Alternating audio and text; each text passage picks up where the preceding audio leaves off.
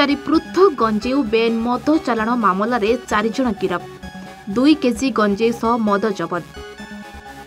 सुवर्णपुर जिला अबकारी विभाग पेट्रोलिंग करुवा समय ब्लॉक छकरू बाइक सह 12 केजी गंजेई और कुंज छकरू 8 केजी गंजेई सह बाइक जबत करिछि।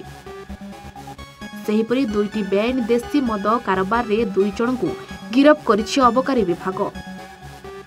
तेबे मोट 4टी बाइक सहित 4 जन अभियुक्त को गिरफ करा जायतिबा सूचना दैछन्ती जिला आरक्षी अधीक्षक। पृथक पृथक 2टा जगार सकाळे 6टा रे प्रथमे हमर कुंज छकरे डिस्ट्रिक्ट मोबाइल टीम हमर प्रकाश साह बाबू और सदर टीम मिसिकरी रेड कला बेले गोटे blue colour hero super Splendor गाड़ी रे 2 जन आरोही जाउथिले आ सेमाने गोटे बैग टे नेकी जाउथिले। तो संदेह रे सेमाने के अटकेई गिरी तांगठु जेते बेले सर्च करा हला बैग रु 8 केजी गंजेई बरामद हला।